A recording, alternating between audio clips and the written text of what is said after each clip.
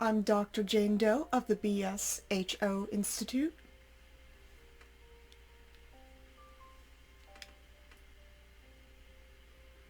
A haunted doll is a large responsibility that most people just can't handle or they refuse to understand. They are either not properly mentally equipped, or they are just outright refusing to give the entity within the doll their proper needed care. Most people don't even know they've brought home a haunted doll until the walls are bleeding or Uncle Benny is dead. I'm Dr Doe, and I live with a haunted doll.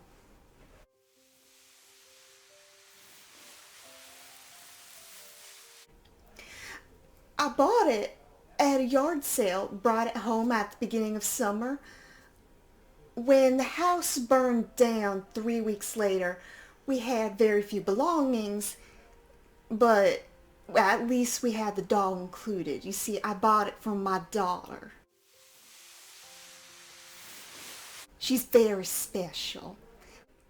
We noticed that Tiffany had been a little off, talking to nothing, roasting the neighborhood cats, but I just assumed, puberty might have been hitting. I fail to see how killing neighborhood cats could be a sign of female puberty. Girls will be girls. We sent her to a facility when she said that the doll I gave her is the one who put the couch on the roof, stuffed with all the neighborhood cats. When that house burnt down 3 weeks later, we moved again, but thankfully the doll I bought Tiffany that she'd so graciously left at home to keep me company survived. These are the signs of a thoroughly neglected haunted doll. Usually the first signs of a haunted doll are much like a cat being brought home from the rescue center and being introduced to this new and strange environment.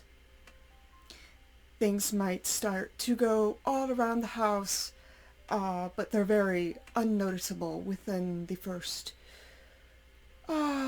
week to a month. It really depends.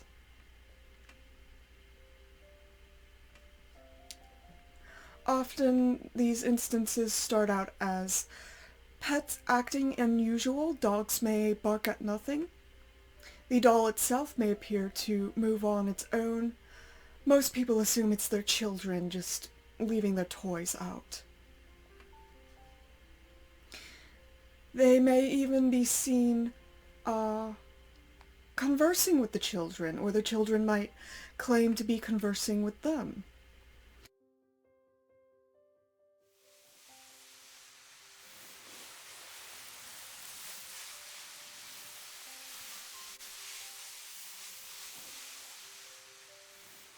A haunted doll does not understand that we are not objects like it, so if it wants to play a game of let's all go out the third story window, it's not going to really understand that the child cannot fly and would go splat on the ground.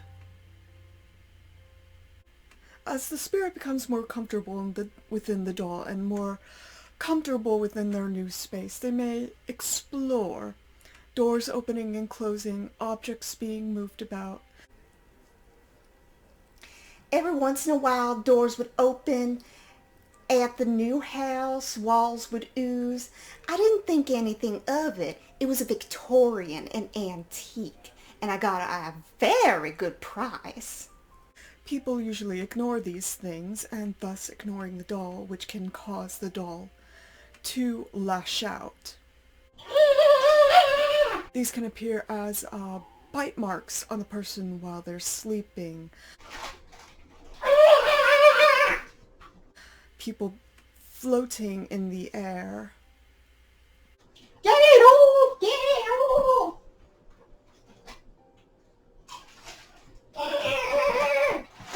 Sometimes people wind up dead. I'm sorry. It was a week after we moved into the new place that we found the couch on the roof again. This time it was stuffed with Uncle Benny.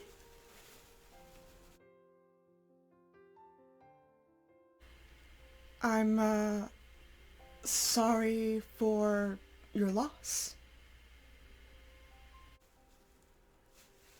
Sorry for my loss.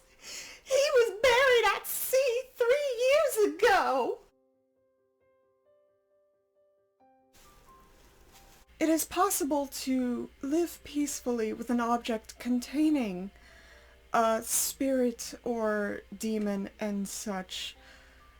The reason for such violent instances is because the haunted doll is acting out due to neglect or abuse.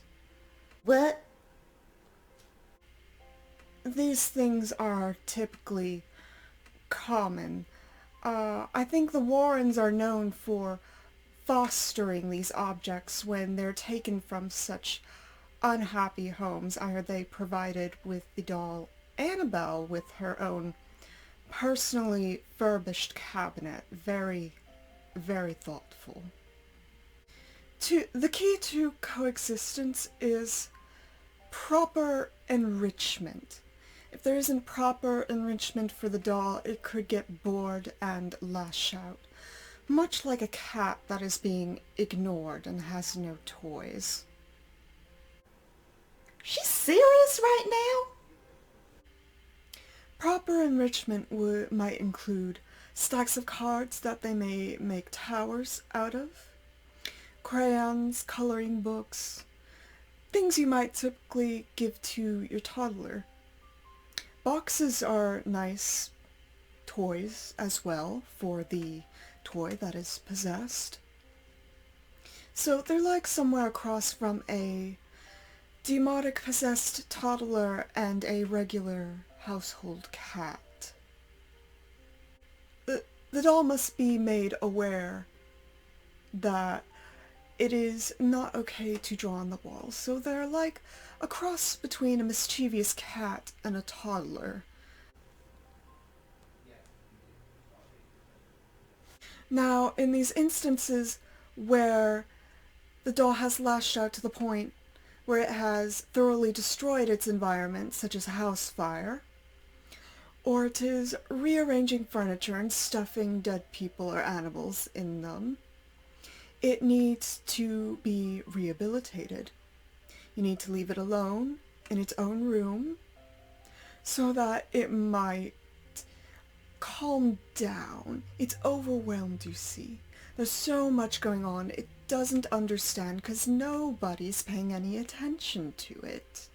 You've sent your child away, its only friend, and now it's going quite stir-crazy because it has no one to talk to.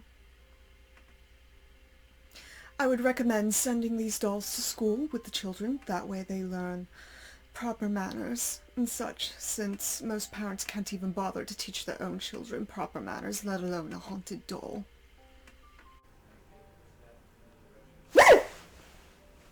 Just look at how calm she is right now. And I will tell you that it is a she. The entity within told me so. That is why it chose this particular doll to house itself in.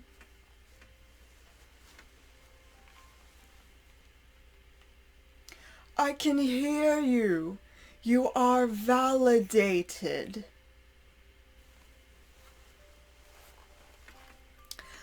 Validating our traumas, our problems, our very real emotions are they're just important.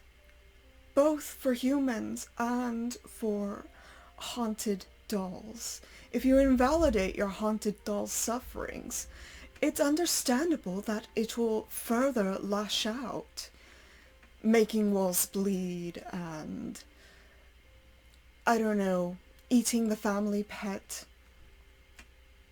drawing on the walls with Uncle Benny's eyes.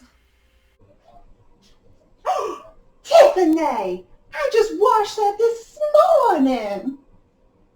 How'd you even reach up there?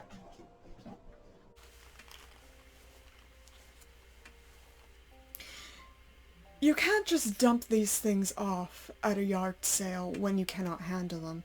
That's the equivalent of setting a box of kittens on the side of the road.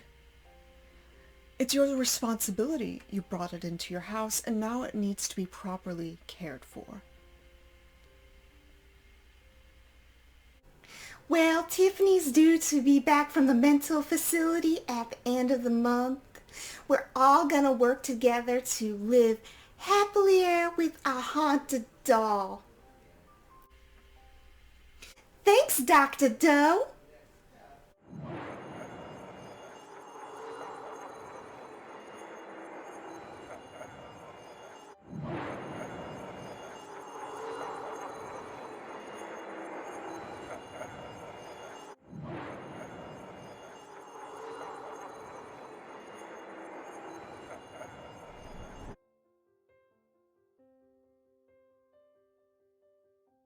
Now I know that house isn't haunted.